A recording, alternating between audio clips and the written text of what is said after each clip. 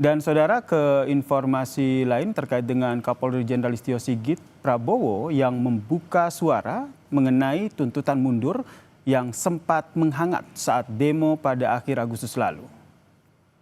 Rangkaian demo yang terjadi di berbagai wilayah di Indonesia pada 25 hingga 29 Agustus lalu berujung ricuh, terutama ketika kendaraan taktis Brimob Polri menabrak seorang driver ojek online bernama Afan Kurniawan hingga meninggal dunia, saudara. Akibatnya, situasi kian memanas hingga Kapolri didesak mundur oleh publik.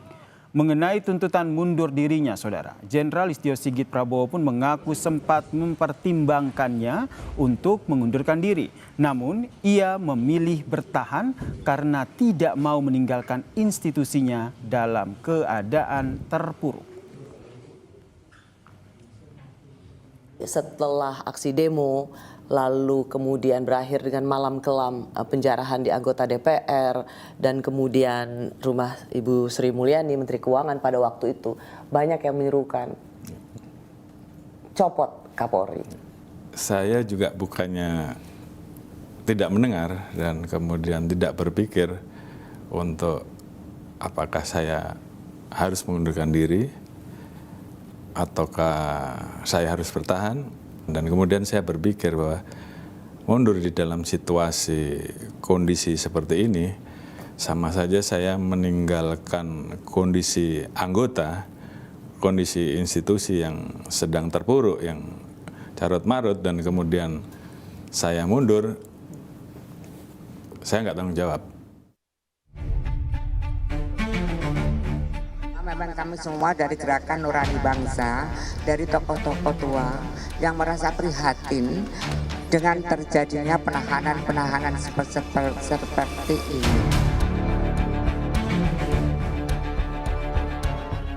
Hampir sebulan sejak penangkapannya pada 1 September lalu, polisi masih menahan keempat aktivis, yakni Direktur Eksekutif Lokataru Foundation, Del Pedro Marhaen, dan stafnya Muzaffar Halim, lalu admin Gejayan memanggil Syahdan Hussein, serta Kharik Anhar yang merupakan mahasiswa sekaligus admin aksi mahasiswa menggugat di Polda Metro Jaya. Ibu negara keempat Sinta Nuria Wahid dan beberapa tokoh bangsa lainnya merasa prihatin dengan penangkapan para aktivis. Menurutnya, apa yang dilakukan Del Pedro CS adalah bentuk kebebasan bersuara yang dijamin oleh negara. Mereka ingin mewujudkan bahwa negara Indonesia adalah negara yang berdaulat, bebas bersuara, bebas berpendapat. Mungkin dengan ada 1-2 kata yang sedikit melenceng sehingga mereka mendapat perlakuan seperti ini. Gerakan Nurani Bangsa datang kemari untuk meluruskan semuanya itu dan membaik-baikkan semuanya itu, karena mereka adalah anak bangsa kita. Namun dalam program Rosi secara eksklusif, Kapolri menyebut penyidik menemukan bukti jika Del Pedro CS aktif melakukan penghasutan hingga pembuatan bom Molotov yang saling terafiliasi.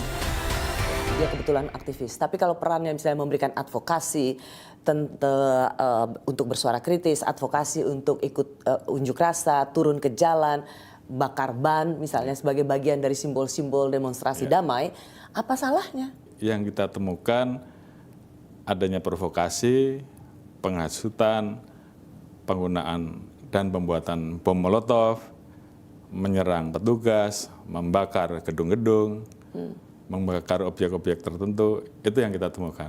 Dari situ kita melakukan pendalaman-pendalaman dan kita dapatkan pelaku-pelaku lain yang terafiliasi, dan ini menjadi satu rangkaian.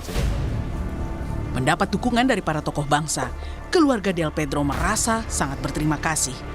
Ia pun berkomitmen Del Pedro akan ikuti seluruh proses hukum dan berharap penangguhan penahanan bisa segera dikabulkan.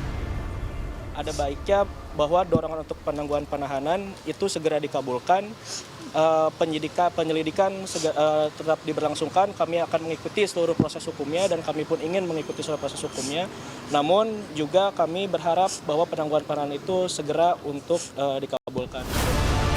Del Pedro Marhaen dan ketiga aktivis ditahan pada 1 September lalu. Polisi telah mengajukan perpanjangan tahanan pada tanggal 8 September. Kejaksaan lalu mengabulkan pada tanggal 17 hingga 19 September 2025. Tim Liputan Kompas TV.